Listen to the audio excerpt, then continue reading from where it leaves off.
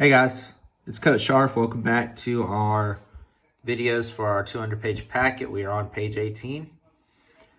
So I'm just going to jump right in. All right.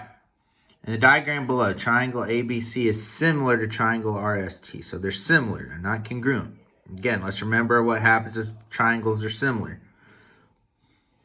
All the corresponding angles are still congruent. Okay? Angles don't change. Again, it's just can't see it as much over here. I'll show it on mine. The triangles still pretty much look the same, except they're just getting bigger or smaller. Okay? But it's not changing the structure, so the angles don't change. And then with it getting bigger or smaller, all the sides grow or shrink in the same ratio. So if we're coming over here from AC to RT, it looks like it gets a little smaller, right? But whatever percentage that gets smaller by, it's going to be the same for AB going to RS and BC going to ST, right? Okay. So as you saw, I drew the triangle so we can kind of use them as reference, but let's try to figure this out beforehand, okay? It says, which statement is not true? Angle A is congruent to angle R. Well, again, looking at the letters and looking how the triangles match here, A and R are the corresponding angles, so they have to be congruent. So we know that's true, okay? So it's not number one. AB over RS. So bottom side over bottom side. Okay, so we're making a ratio with the two corresponding sides is equal to BC over ST. So right side over right side, BC over ST. So make a ratio of the two bottom sides has to equal ratio of the two sides on the right. That seems like it's true, okay? AB over BC. So now I'm doing two sides on the same triangle. AB over BC. So bottom side over right side is equal to ST over RS. So ST over RS. So it's the two sides I want, but here's the problem. AB, my bottom side, is in the numerator. So the corresponding side, RS, should be in the numerator here as well. So that one's flipped, okay? So I don't think that's right. And then one we never really ran into, AB plus BC plus AC. So adding up all three sides over adding up all three sides here. So I'm adding all three sides of my left triangle, putting over adding all three sides of my right triangle is equal to AB over RS. So just a ratio of those, okay? We never really saw anything like that, so that might confuse you. So that's why I drew the triangles and put numbers in, okay? If we look, I did 12, 15, 9 on this one, and I divided all the sides by 3. 12 divided by 3 is 4, 9 divided by 3 is 3, 15 divided by 3 is 5, right? So if we're doing number 3, okay, AB over BC. AB over BC, so we're going to do 15 over 9 is equal to ST over RS. ST over RS. 3 over 5. That definitely does not look right because I have an improper fraction there and then a regular fraction there. So I'm pretty sure it's 3. But again, if you want to check 4 because you haven't seen anything like that before, okay? We're adding all these three sides, okay? So we're going to do 15 plus 9 is 24 plus 12 is 36. So we're going to have 36 over what? All three of the other sides added. 5 plus 3 is 8, plus 4 is 12. So we've got 36 over 12. Okay? Equals AB over RS. AB over RS. So equals 15 over 5. That looks like it might be the same. In fact, if you divide 36 by 12, you get 3. If you divide 15 by 5, you get 3. So those are the same. Okay, that's a little wonky 3 there, sorry. So those are the same. So the other one was the one that is incorrect, not true. So answer choice 3. Again, another answer choice 3. All right, 95. In the diagram below of circle O, radius OC is 5 centimeters. Chord AB is 8 centimeters and is perpendicular to OC at point P. Trying to erase with one hand, the board's moving. It's hard. Sorry about that. All right. Let's back up a little bit. What's the length of OP in centimeters? All right, well, again, this is a type of problem that we did not run into at any point, okay? So the what this kind of comes back to, and I actually had the worksheet up from the last video, so I'll come back again. It was something we didn't necessarily learn, but let's go back to this, okay? With this being like this, okay, it's perpendicular, okay? So we got to bring in our radius here because it's key. It tells us radius OC is 5, right? So O to B is a radius is 5. O to A is a radius is 5 as well, right? So now, and I am going to turn it upside down, but it's still going to look a little better. It's going to look like that, okay? So if we take all that outside of the circle, okay, inside the circle out, so we're not going to draw the circle, okay? There's that. I got P, I got C up here, I got B, A, and O. Okay, and I know those are 5, right? So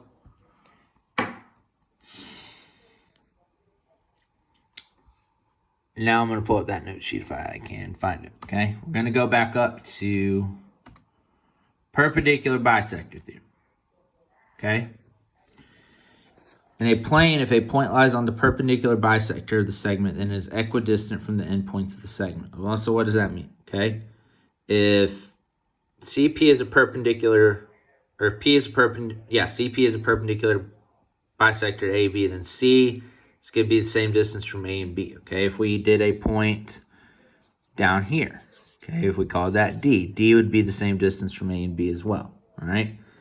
So if we kind of flip ours around, okay, and my 5 still kind of look like 5's upside down. That wasn't intentional, okay?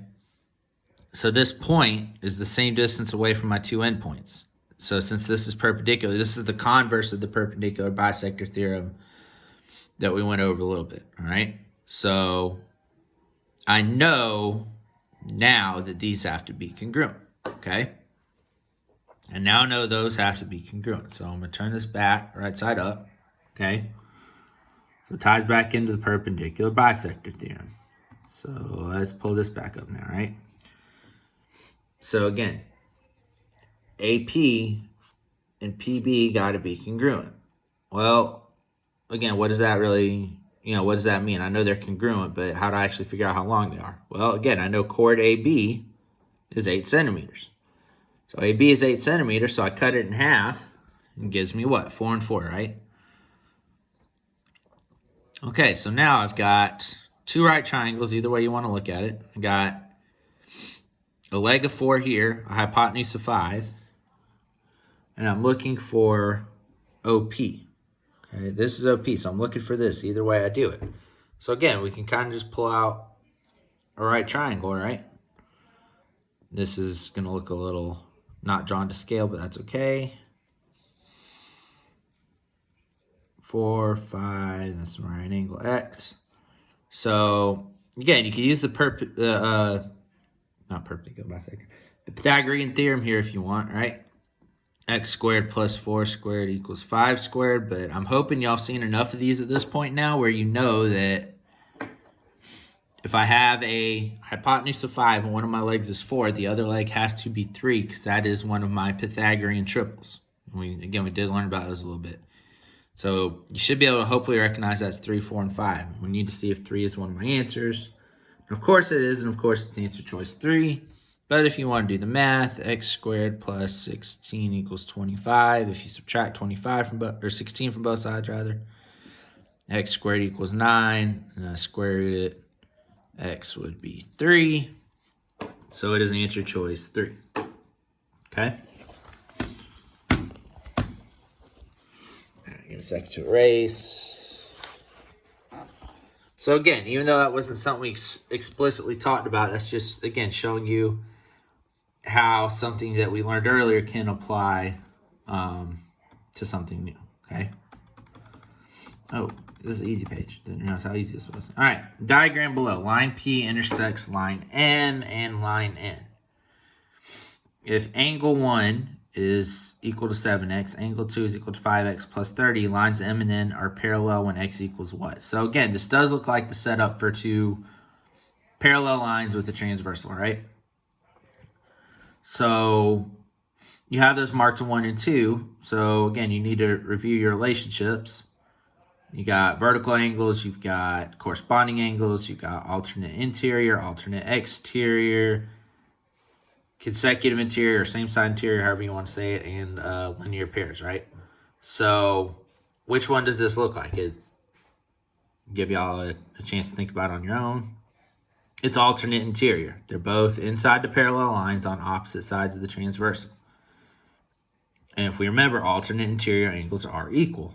So this is represented by 7x. This is represented by 5x plus 30. I know it's a little blurry. So you could just set those equal. Really simple math. Minus 5x. Could be 2x equals 30. So x should be 15, right? Gonna show dividing by 2. Hopefully y'all know that. So it is x divided by 15, okay? So I'm trying to figure out how they would have gotten the 12.5 in my head.